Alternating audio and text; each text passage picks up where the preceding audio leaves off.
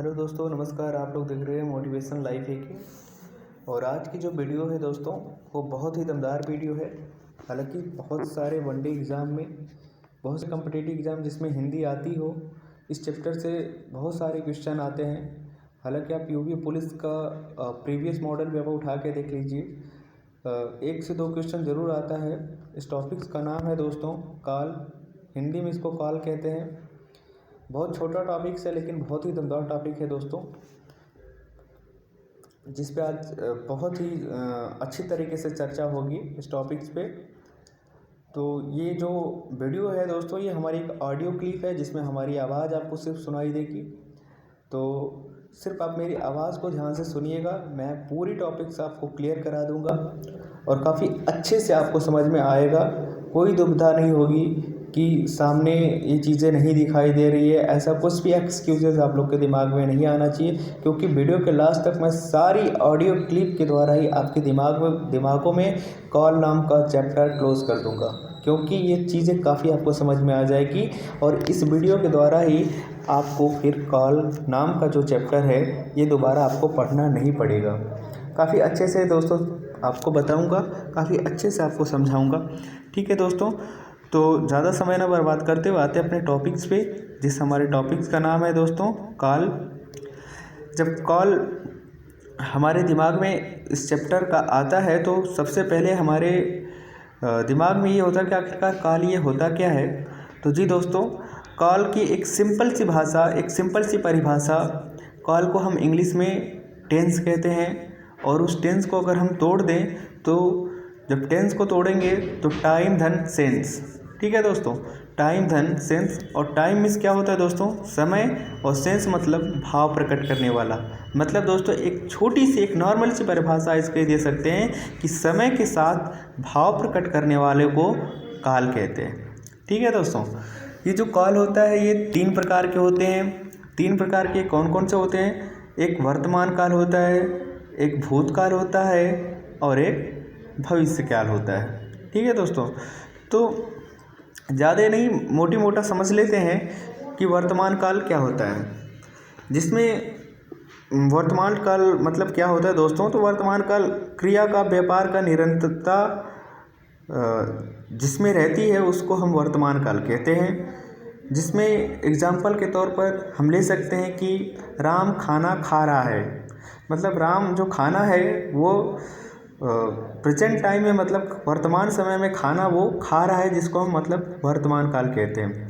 दूसरा टॉपिक जो हमारे दोस्त हैं वो भूतकाल है। ठीक है, भूतकाल मतलब जो बीत चुका हो, जो फिर आने वाला ना हो और न ही वो आया हो। ठीक है, वो बीत चुका हो उसको हम भूतकाल कहते हैं। जैसे राम पढ़ चुका है, मतलब राम नहीं पढ़ने वाला है और नहीं वो पढ़ रहा है, यानी वो पढ़ चुका है। ठीक है दोस्तों, तो ये हमारा भूतकाल हो गया। भविष्यकाल मतलब जो आने वाला हो, जो आगे आने वाला हो, हमारा वो भविष्यकाल होता है। जैसे राम पढ़ने जाएगा, मतलब ये चीज़ें क्लियर नहीं है कि राम मतलब जा चुका है या फिर जा रहा है। नहीं, वो जाएगा, यानी कब जाएगा? कल जाएगा, 2 दिन बाद जाएगा कि 100 दिन बाद जाएगा, ये कोई भी चीज़ें क्लियर नहीं है, इसलिए इसको भविष्यकाल कहते हैं। ठीक है दोस्तों, तो इसकी जो 3 टॉपिक्स हैं, वर्तमान काल, भूतकाल, भविष्यकाल। जो वर्तमान काल है इनके 5 भेद होते हैं। 5 भेद दोस्तों वो कौन कौन से होते हैं? सामान्य वर्तमान काल, तात्कालिक वर्तमान काल, पूर्ण वर्तमान काल और संदिग्ध वर्तमान काल और संभाव्य वर्तमान काल। इन चीज़ों को देख सकते हैं। जो सामान्य वर्तमान काल है, आखिरकार सामान्य वर्तमान काल किसे कहते हैं? इसकी देखिए कुछ है नहीं इसमें, अगर आप जितना इसकी डेफिनेट कर सकते हैं, मतलब परिभाषित कर सकते हैं, परिभाषा को जान सकते हैं, ये चीज़ें उतनी ही आसान बन जाती है समझने के लिए।